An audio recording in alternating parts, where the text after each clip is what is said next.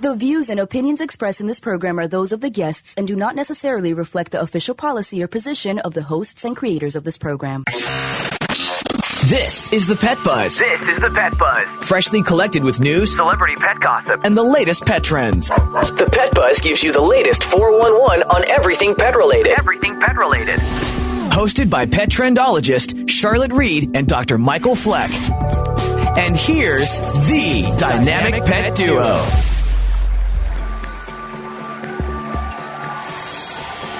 You are listening to the Pet Buzz, the ultimate in pet talk radio. You know, March Madness is all around us with the coronavirus. I mean, presently Americans are worried about their health, but now we have to think about the economy. And I'm no different than anybody, than any of you, but now is the time that I really rely on my pets. I'm keeping myself calm and grounded by enjoying my time with my pets, by doing a little walking, by doing a lot of training and lots of petting, just to give me a little break from all the craziness on the news. So what are you guys doing? Are you spending more time with your pets? So if you are, do some productive stuff, like get some exercise, do some training, get a training video, or just go online and find some tips. Maybe it's a good time to teach them some tricks. So let us know what you guys are doing. We want you to share so that the whole Pet Buzz community can find out what we're doing during this crazy time and how our pets can help us. But now let's kick off the show with the countdown. And I'm going to start out with a big 4. In segment 4, learn more about caring for geriatric pets with Dr. Albert Ahn of Orangetown Animal Hospital. You know, older pets have mobility issues due to arthritis, but also degenerative muscle mass. So learn more about this in segment 4. This is a segment not to be missed if you have an older pet. Now in segment 3, Dr. Jeff Werber is here with us discussing the pros and cons of veterinary telemedicine. Veterinary telemedicine is definitely changing the future of our pets' health. In segment 2, Celebrity Pet Gossip focuses on Justin Bieber, the Biebs, and his new Savannah cat, Sushi. Well, Sushi's not so new anymore. Sushi's gone missing. So learn about what's going on in the Bieber Baldwin house with their pets. And then we also have Flex Facts, which you can't miss. Although the Center of Disease Control and Prevention noted that there have been no reports of animals being infected in the U.S., many American pet owners have questions. So joining us today to discuss our pet-owning concerns about coronavirus are Dr. Lori M. Teller, Clinical Associate Professor in the Department of Small Animal Clinical Sciences at Texas A&M University, College of Veterinary Medicine and Biomedical Sciences, and Dr. Wesley Bissett, Associate Professor and Director of the Veterinary Emergency Team, also from Texas A&M College of Veterinary Medicine and Biochemical Sciences. Dr. Teller and Dr. Bissett, thank you so much for being with us on the Pet Buzz today. Very glad to be here. Thank you for having us. Very happy to be here. Let's start with you, Dr. Teller. It appears there's a shortage on the N95 mask throughout the United States. And in China, we have seen dogs and cats wearing masks when out in public. Is this something that we can expect, especially in urban city environments in the U.S.? It certainly would not surprise me if we saw it, but I think it's important for people to know that it is not an effective way of preventing coronavirus in our pets or in people. The masks do not fit these animals well. Animals are not carriers of the disease. Makes for a great photo op, but does nothing to help prevent coronavirus from being spread. So glad you cleared that up, doctor, because it's something that people are starting to come into Dr. Fleck's practice and say, should the dog wear a mask? Right, Dr. Fleck? Some of them come in with masks. Yeah. Okay. Well, Dr. Bissett, social distancing measures are taken to restrict when and where people can gather to stop or slow the spread of the infectious disease. Should dog owners, especially seniors, engage in social distancing when walking their dogs? And should they also avoid the dog park where larger groups of dogs and people gather together? Well, I think social distancing is, it's a foundational safety measure as we get through this. And so I think it's a good idea to practice that. With that said, I don't think people should be afraid to go out and walk their dogs. Just when they meet people, maintain some distance, don't shake hands, that sort of thing. If the dog park is crowded, do the same thing. Kind of stay away from those areas where there are lots of people gathering. That's the safest way to get through this. Just a lot of common sense. Great presentation. So, Dr. Teller, presently there are reports that people are stocking up on food and other staples like toilet paper. And of course, that's causing some shortages of necessities throughout the world. Do you think we need to stock up on pet supplies like food, treats, vitamin supplements until the virus runs its course? So it's a great question. There's not really a reason to stock up unless you think that you or somebody in your household may be quarantined, and then you won't have access to these products. So it's always a good idea to have a couple of weeks supply of food and treats, and certainly any medications that your pet may be taking. So from that standpoint, of course, but if you're in a low risk area, just make sure that you have enough to get through the next couple of weeks.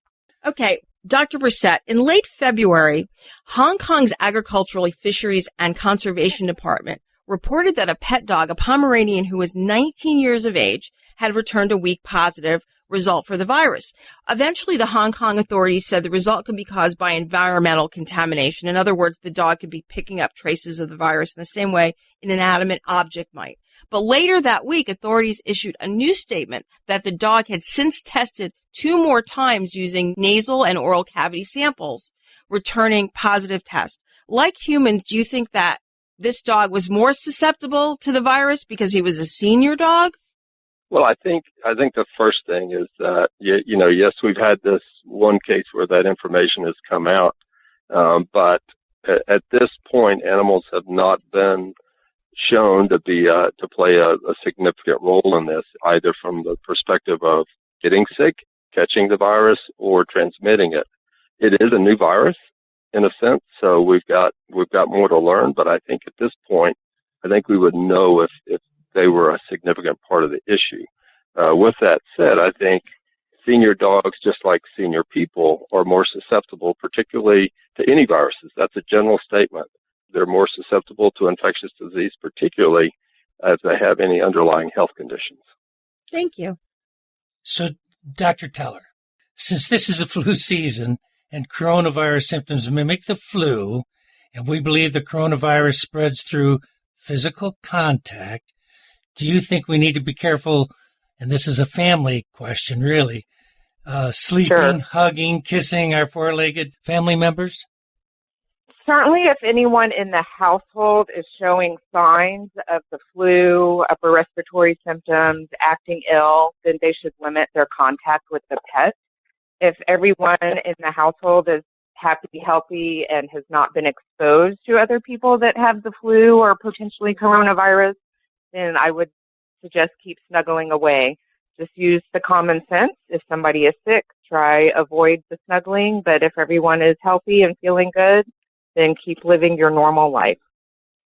I think that's a really good point, because I think there is so much information on television. We see it whether you watch, Fox or you watch CNN, and they're really just talking about human contact. They're not really talking about animals.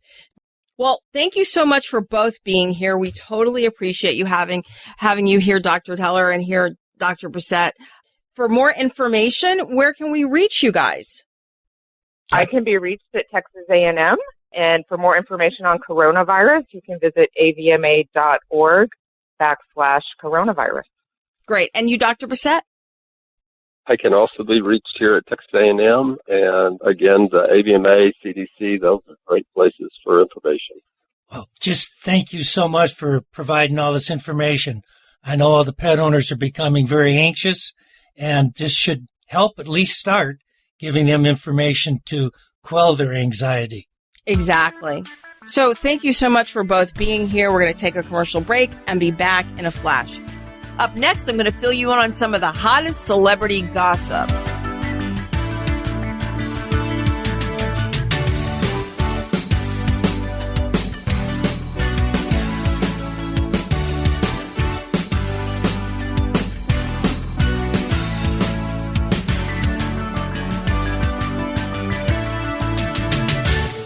You are listening to The Pet Buzz with pet trendologist Charlotte Reed and veterinarian Dr. Michael Fleck. We would love to communicate with you via social media. Use the Pet Buzz social media channels on Twitter and Facebook to make a comment or ask a question. Post a picture of your pet on Instagram and tell us about his or her unique personality. You can also write to us at team@thepetbuzz.com. For more information about our show, our guests, and buzzworthy freebies, visit us at thepetbuzz.com. Know what? What? Since I got adopted, I've learned a lot about these humans. I know. I mean, check out these two. It's Flirt City over here. Yeah, I noticed that. It looks like my human is definitely into your human. Oh, look! I think she's getting his number. Nice. Your human's got some sweet moves. Takes after his dog. Oh, look, they're doing that thing where they put their arms around each other. She kicked up a leg. It's like in the movies. That's awesome. Looks like we're going to be hanging out a little bit more.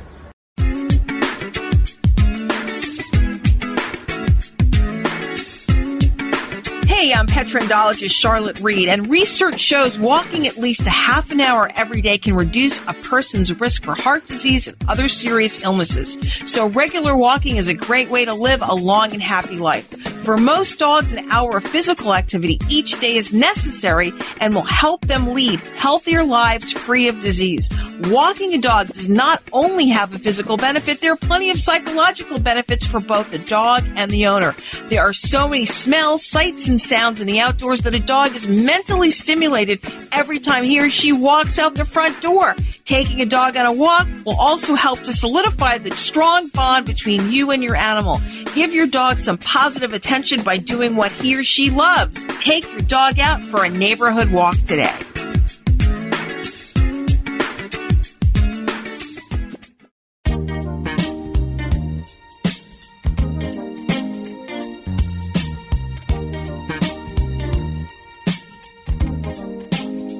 Thank you for joining us on the Pet Buzz this morning. This show is hosted by the dynamic pet duo. I'm pet trendologist Charlotte Reed. And I'm veterinarian Dr. Michael Fleck.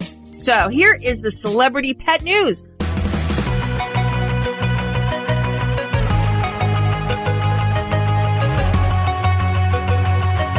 Pet problemas. Have you noticed that Justin Bieber is always having problems with his pets? So let's take a little review. In 2011, there was Johnson, the baby albino boa that Justin brought with him to the 2011 MTV Video Music Awards, which was later auctioned off at a charity event a few months later. I don't know, Justin. Not many people auction off their pets. Well, in 2012, we can't forget how the Bieber gave a hamster named Pac to one of his fans following his performance at a concert in Atlanta.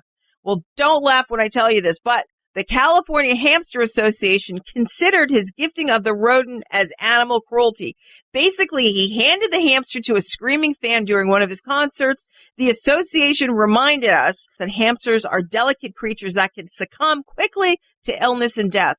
Oh, and the monkey. Do you remember the monkey? Well, in 2013, it was the Biebs' attempt to bring Mally, the capuchin monkey he received as a gift for his 19th birthday, into Germany, where he was on tour, but he couldn't produce the proper paperwork for the animal, so he forfeited the animal with the authorities. He left the monkey at the airport. Mally was later transferred to a shelter in Munich and eventually placed with a monkey family. And now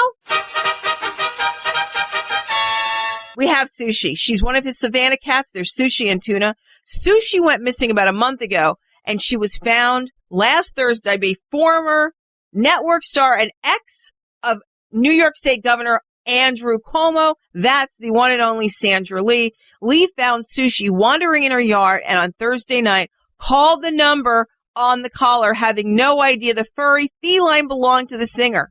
And Sushi, the cat, was hanging around the Hollywood Hills, where there's lots of crazy creatures, a lot of wildlife. She's lucky she's still alive. Okay, so, perhaps it's time for Justin to become a responsible pet owner. What do you think? I mean, we're talking more than a tracker. I mean, every single year these incidents have gone on. So does Bieber really need another pet? Come on, Justin, you got to get with it. And now what you guys have been waiting for, Flex Facts. Your pet is part of your family, but your dog or cat can't complain. So how do you know when to seek medical help? Today on Flex Facts, Dr. Fleck is going to review warning signs when you should take Fido or Felix to the veterinarian. Welcome to Just the Facts. Just the Facts. Fact or fiction? Just the facts, ma'am. You want answers! I want the truth! This is going to take long. You got the time?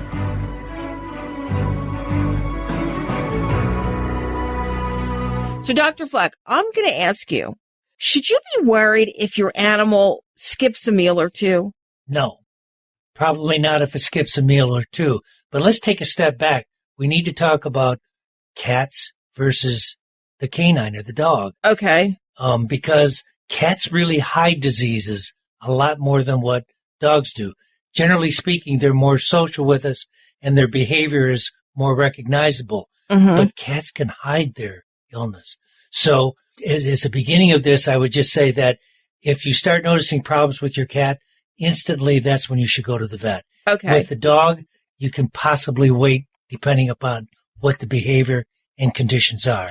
I think it's interesting because occasionally our dogs will miss a meal if it's really hot. Morrow's a picky eater. Sometimes our 9-pound dog, he might not eat. Now, if our 9-pound dog misses a meal, then I get a little worried because he likes to eat.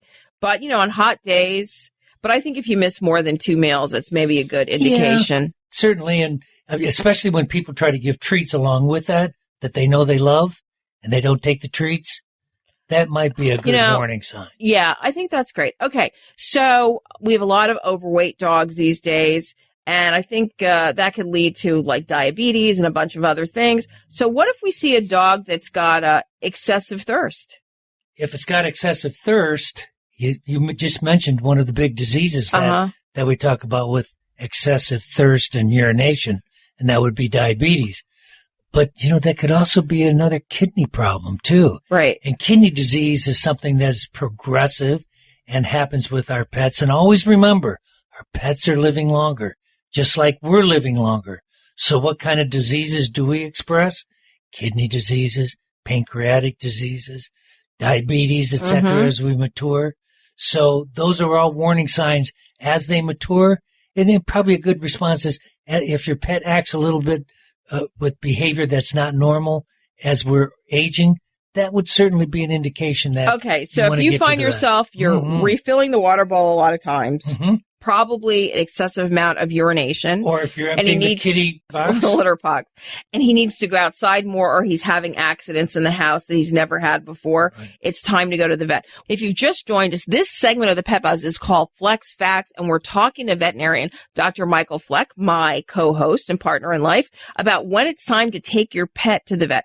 Okay, so let's talk about sudden weight loss, because I think that comes up a lot. So most pets these days, as we said, are totally overweight. They're little fatties like a lot of us Americans. But what if our pets really start to lose weight? Should we be happy that he's getting slim and thin, or should we kind of panic? Well, as we age, as people, sometimes we put on weight and sometimes we lose weight. So some of that may be a normal experience. But if you start seeing excessive loss of weight, would you say 10% of body weight? I'd say 10% that I'd start becoming a little bit concerned. But there's so many variables that could cause that. So that's why veterinarians are encouraging, for example, wellness blood tests every year. Okay. After the pet is 8, 9, 10 years old. And especially if you have a smaller dog, like we said, we just mentioned Wally's 9 pounds. If he lost 10% of his body weight, that would definitely show on him. And make sure that if you're doing the wellness test, that you're getting things like thyroid testing, because that changes with time. And does that change with weight as well? And that'll change with weight as well. Yeah. Okay. Let's talk about lastly, if you have a sluggish and all of a sudden really tired pet, he's lethargic.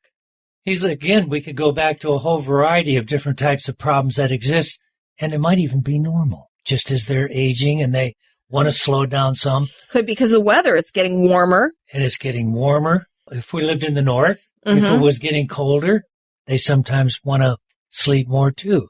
Right. So, yes, the weather has a factor on it, but I think the aging is the biggest. normal experience that one might have. Yeah, and also, right, I would think if also, like, if it's getting hot, I know because I have an arthritic knee. If it's getting hot, sometimes they might not be as active as they used to be. Maybe they have a pulled muscle or they don't want to go out for walks. That's, I think, would be a sign. If you have a normally active dog who, after a few days, doesn't want to go outside. Yeah. If he doesn't want to go outside and you notice some patterns just changing behavior-wise, it's not bad to go ahead and visit with your veterinarian and have that conversation and see if there is something that may be moving in a bad direction. Well, these are great tips and really something to think about. But Dr. Fleck, I know that you have some more, and we really need to wrap this segment up, but... I would say one other thing. Okay. Always err on the safe side.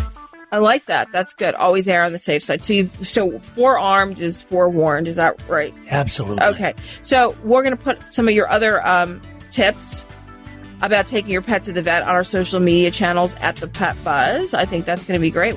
More of the Pet Buzz very soon. I bet you can't wait for my I Likey of the week.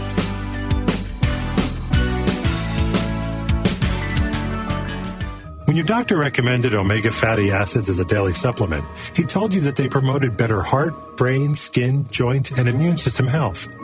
Well, doesn't it make sense for your pet to have the same health benefits?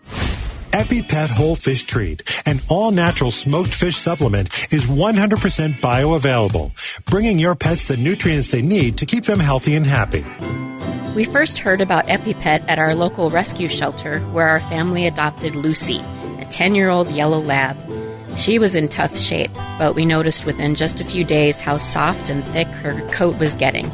She has more energy now, loves to chase her favorite tennis ball, and most importantly, how happy and healthy Lucy is now. We could not be happier. Thanks, EpiPet. To order better pet health for your dog or cat, just visit epi-pet.com. That's epi-pet.com.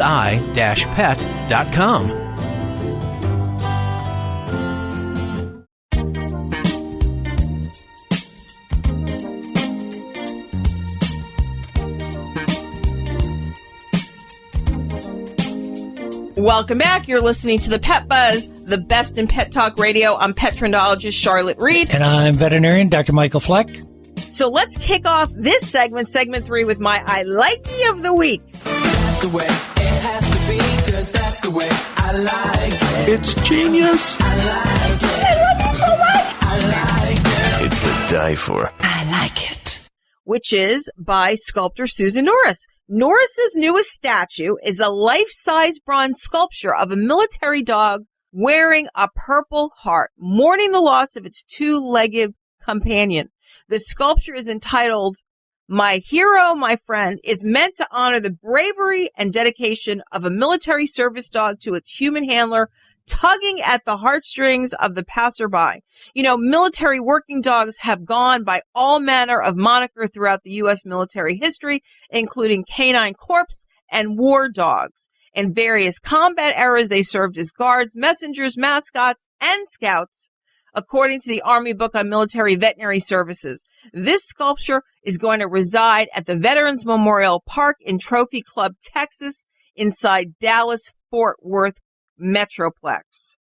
It's a great statue. I'm going to post a picture on our social media channels so you can check it out. And if you living in Dallas, residing in Dallas, or you are in Dallas for a short stay or even a vacation visiting family, go check this gorgeous, this beautiful statue that honors our military working dogs. And if you don't know, yesterday was Canine Veterans Day. So this is a great way to honor our working dogs. Telemedicine refers to the practice of caring for patients remotely when the provider and patient are not physically present with each other. Modern technology has enabled doctors to consult patients by using video conferencing tools. Well, joining us today to talk about veterinary telemedicine is veterinarian Dr. Jeff Werber. So, I love talking to you, Dr. Jeff, because you're always ahead of the curve. Try to be ahead of the curve because I always want to see, what I look at the human side and, what is hot on the human side. We need to do this on the veterinary side too. No, absolutely. Okay. So let's talk telemedicine. So what's the use of telemedicine? Well, interestingly, it's like a new term, but it really isn't. When you think about it, every time a veterinarian would take a call or call a client back, receptionist gives him a message, Mrs. Smith called, and, after the day, 5 o'clock, he sits down with his message and starts calling people. That's telemedicine. When you had your radiology reports read by probably a radiologist sitting on the beach in Maui, and he's giving you a report of radiology, of x-rays that he took a look at, that's telemedicine. The truth is that, telemedicine, it gives the simple question if I were to ask any veterinarian, do you think or would you like that your clients and patients should have access to care 24/7? I would hope everyone said yes.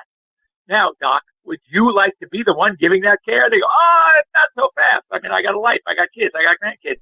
So what we wanted to do was create that vibe where a caller, a pet parent, can have the access 24/7, but with a veterinarian that live FaceTime video chat, instead of panicking, going to Dr. Google, hopping in the car and going to the emergency. Realize that 80% of emergencies aren't. And if that caller, that pet parent, whatever time, 2 in the morning, 3 in the morning, 11 p.m., had someone to talk to, that most likely would not have to run to an emergency clinic. So we wanted to provide what we call that level of concierge care, 24/7. Okay, access. we like that. Okay, so from what I understand at one point, the American Veterinary Medical Association wasn't so groove in telemedicine, but it seems like they've changed their policy, correct? Well, what happened was this. The issue is, on the human side, believe it or not, MDs can do more in telemedicine than a veterinarian can, because we have something called a VCPR, a veterinary client-patient relationship. In order to have that chat with a client, hopefully in video chat, and the patient, then if you have a relationship with that patient, you've seen them within a year, you've had a hands-on exam within a year, you have access to the medical records, you can actually practice medicine. You can diagnose, you can treat, you can prescribe, etc. Now, if I take a call from, say, someone in Florida, where I've never seen before, I can't actually practice what we call telemedicine, but I can what we call telehealth or teletriage or teleadvice. I can guide them, but hopefully give them enough information to make a good decision as to what to do next. Okay, because followers of the show would remember probably 3 or 4 years ago, we had a case with a veterinarian in Brown, Texas. And he had a little problem. You remember what I'm talking about? Funny. Absolutely. Believe it or not, Absolutely. You're not going to believe this. Believe it or not, we're talking to him and his lawyer from the ACLU or the Animal Legal Defense Fund or wherever it was. And that veterinarian actually worked for Dr. Fleck while he lived and practiced in Guam. How about that for a coincidence, Dr. Jeff? That is really coincidental. And, but interesting, he was ahead of the curve. And I think that now, interestingly, there are some states, about 5 states now, that would allow the relationship between a client and veterinarian can be established using telemedicine. So as long as they have access to the medical records, and now many of the telemedicine platforms have something called API or PIMS, where they can actually access the medical records, then some of those states, 5 of them now, and I think over time you're going to see more and more, are going to allow the establishment of that VCPR without ever having touched the animal. Okay, so now you've recently started this telemedicine practice. What's it called so we know? Our telemedicine is called AirVet, AIRVET, and we're very unique in that we are not only working with hospitals, we work with consumers, but we also try to channel the call. We have a system where if a caller calls and their vet is registered, their call will be linked to their own veterinarian. If their veterinarian happens not to be on at that time, the veterinarians can sign on or off like Uber drivers. Then it will go to one of the associates if they're on. If none of the associates are on, the home doctor is not on, we call the primary doctor, then the call will go out to the AirVet space, but we will not match a caller with a veterinarian within 50 miles of their own practice, because we do not want poaching. The job of the AirVet vet is simply to become an extension of the caller's regular practice. Well, once again, Dr. Jeff, you've thought of everything. Okay, so who can use telemedicine when we're talking about veterinary care? Is it just veterinarians? Is it specialists? Like everything along the line. We work with a group called Compassion First. It's a chain of specialty hospitals, and there was a dentist, and he was a veterinary dentist at one of the hospitals in New Jersey called Red Bank. And interestingly, their business, their close of what we call calls from the consumers who've been referred to this dentist were up 60% because they could actually have a FaceTime real call with the veterinarian who's able to explain things to them, and they like the veterinarian and say, you know what, doc, I want to make an appointment. Right. And believe it or not, I know exactly who you're talking about. Red Bank Veterinarian in New Jersey. Sure. Because there's not a lot of veterinary dentists. So. Right. Correct. So what we find is that, the average, this is going to blow your mind when we think of our people and how crazy they are about their pets. The average client, pet parent, sees their veterinarian only 1.6 times a year, and the average length of the appointment is 20 minutes. That is 32 minutes a year. That's not a lot of touch points to make sure that you have a good relationship with your vet. So what happens is many more people, especially millennials, are going to Dr. Google even before they're going to call their own veterinarian. And that is so dangerous. Exactly. So very dangerous. We're encouraging pet parents to use a telemedicine platform. Of course, ours is the best, but something where you can actually consult with a real licensed veterinarian to answer your questions. And if your veterinary hospital happens to be on the program, on the platform, then you'll actually talk to your own vet. Great. Well, such great advice. Thank you so much, Dr. Jeff, for really enlightening us about veterinary telemedicine. So, well, thanks for having me, and I would love more people to learn more about it and sign up for AirVet. You'll be glad you did. It doesn't cost anything to sign up. That was Emmy Award-winning, nationally renowned veterinarian Dr. Jeff Warber talking to us about how veterinary telemedicine is changing the future of pet healthcare. Up next, Global Pet News.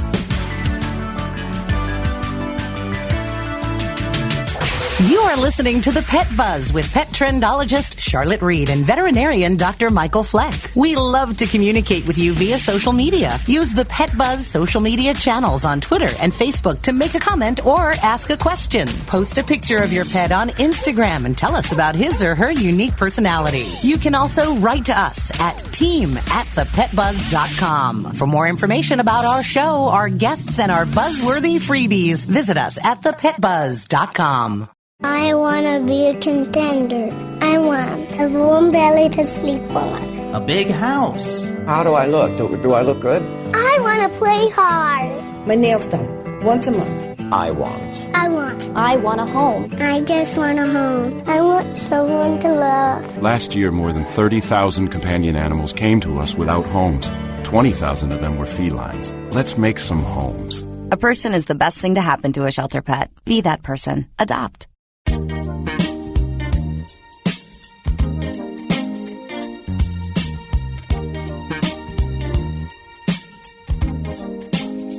I'm pet trendologist Charlotte Reed. I'm veterinarian Dr. Michael Fleck. We're urban, suburban, and country. Let's talk some global pet news. And now, Pet Buzz news from around the globe.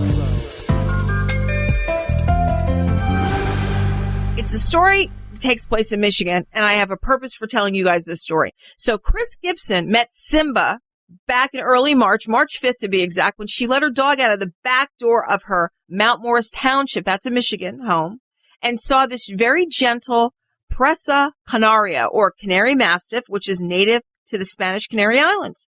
She lured him into the backyard using a bag of treats. And then after a day or so, she took him to her animal hospital to have him scanned for a microchip. Well, she was really surprised when she found out that Simba's owner lived in Florida. So while Chris Gibson and the animal staff don't know how Simba got from Florida to Michigan, now the owner told them that Simba was in the yard when he went missing. So obviously he was probably stolen. But all parties believe that a canine thief most likely wanted to sell him because these dogs cost thousands of dollars. So right now, all parties concerned are working with the nonprofit organization Pilots and Paws to find him a flight back to Florida. So I'm telling you this story for two reasons. Simba's unlikely reconnection with his family might never happen without his microchip, which was great and kept up to date with the owner's phone number. So that's really important. So if your dog is microchipped, make sure that your microchip directory, and I've told you guys this a million times, make sure your current cell phone number is on that microchip number. Very, very key to getting your dog back. A lot of dogs have gone missing, but they don't come back to their owners because they don't have updated phone numbers. Okay. The other reason is because as the weather gets warm, we have a tendency to want our dogs to go out more in the yard and play and get some fresh air. But I'm telling you, please do not leave your dog unsupervised in the yard alone. It's key. Okay. And the reason I'm telling this, because obviously, like with Simba's story, somebody could steal him or he can get taken away from wildlife. There was a story a few weeks ago about a bald eagle who took away a poodle. It happened to a friend of mine. Her small poodle was out in the yard and a coyote came right by, flashed the pants, took the dog. She never saw him again. And I got to tell you, I shed a lot of tears for that dog because I loved him very much. His name was Hawker, and he had gone missing in Colorado. But my advice is if you're going to have your dog out in the yard like I do, you're going to have tall fences so no one can look in. Lock the gates and make sure you have video surveillance. That helps a lot. Better yet, really, take your dog out in the great outdoors and give him an adventure walk. You know, an adventure walk can be 15 minutes, but he gets to see the sights and the sounds of the neighborhood. Okay? So, most important thing, like we always say, we're here to help you take better care of your health and your pet. So, remember that. Microchip and do whatever you can to keep them safe. Well, pets are living longer than ever before, likely a result of improved veterinary care and dietary habits. Today, 50% of the approximate 80 million dogs in this country are over the age of 7. That's a high number. So this amounts to over 40 million seniors or geriatric dogs living in the United States. Can you believe those numbers, Dr. Fleck? No, that's an incredible number. So joining us today to talk about how to care for senior or geriatric dogs is Dr. Albert Ahn of the Orangetown Animal Hospital in New York, a respected veterinary advisor and spokesperson in the animal health industry. So nice to have you here with us, Dr. Hahn. Thank you so much for having me. So my first question is, let's talk about age-related conditions that have to do with senior pets. So what kind of age-related conditions do senior pets have to deal with? Or I guess we have to deal with them too, since they're our beloved four-legged family members. Absolutely. And just like us, these senior or geriatric dogs face a whole new set of age-related conditions, including things such as muscle loss, arthritis, orthopedic injuries, orthopedic issues, as well as decreased mobility or reduced exercise ability.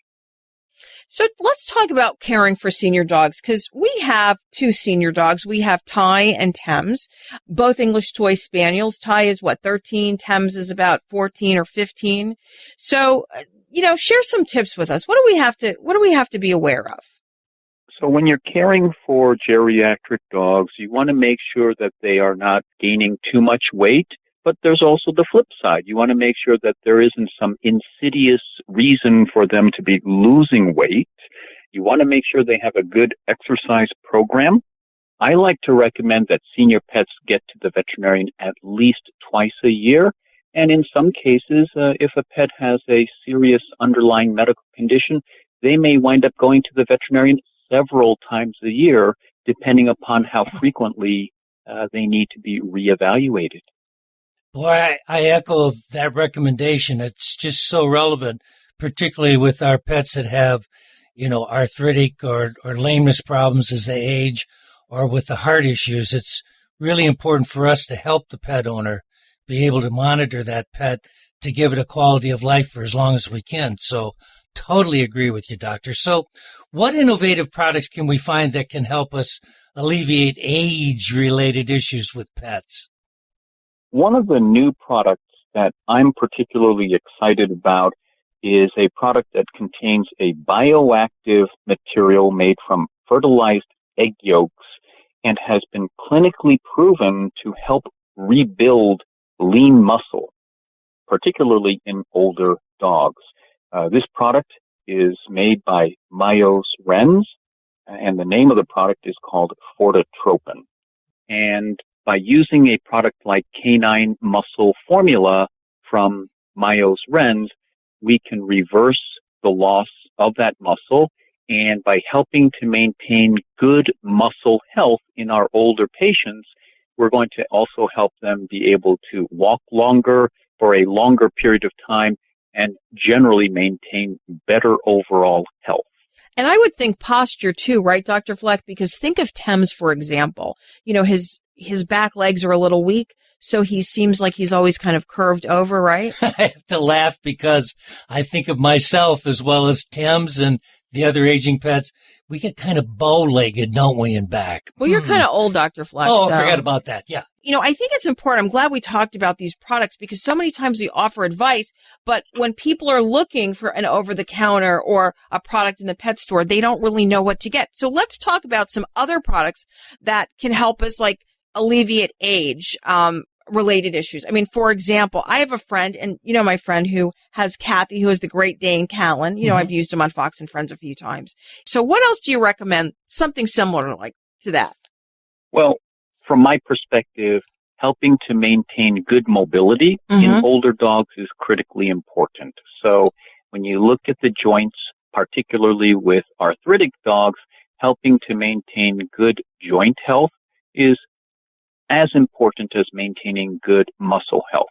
So supplements such as glucosamine, as well as chondroitin, and also fish oil can help to promote good joint health in conjunction with maintaining good muscle health with the Canine Muscle Formula product. Well, Dr. Ahn, thank you so much. Thank you so much for having me, folks. I really appreciate it. So to learn more about Dr. Ahn, you want to check out the Orangetown Animal Hospital in Rockville County, New York. And to learn more about Fortatropin, visit myosrens.com. Hey, before we go, we want to give you a preview of next week's show. Obviously, we're going to be still talking about coronavirus. We're also going to be talking about where pets actually go when they get out of the house. So we want to thank our special guest, Dr. Lori Teller from Texas A&M University, and of course, Dr. Wes Bentley, also from Texas A&M, or TAMU. Big shout out to Dr. Jeff Werber from AirVet, and of course, Dr. Albert Ahn, talking about geriatric pets. So we thank you so much for being our guest today. And of course, we always want to thank our sponsors, the Animal Medical Center of Bradenton and EpiPet, making better skin, coat, and ear care products for healthier pets everywhere. Now, here's the thing, guys. I say this every week, and I wish you would actually write to me. If you have a question, write us at team@thepetbuzz.com. If you have a comment, write us at the team@thepetbuzz.com. If you want to send a picture of your pet, send it to team@thepetbuzz.com, and we're going to cover it on next week's show. I want to remind you, we've got this great new newsletter coming out. Sign up at newsletter@thepetbuzz.com. We want to keep you abreast of what Dr. Fleck and I are doing. And of course, if you've missed any portion of this show, visit our social media channels as well as your favorite streaming channel and listen to the linked podcast on Monday morning. So most importantly, remember, we're here each week to help you take better care of your pets. Peace out and pet love. Goodbye. Thank you for listening to this episode of The Pet Buzz. The Pet Buzz is hosted by the dynamic pet duo, pet trendologist Charlotte Reed and Dr. Michael Fleck. Tune in each week for the latest 411 on everything pet related. Visit our website at www.thepetbuzz.com. Learn more about us, the show, and our guests.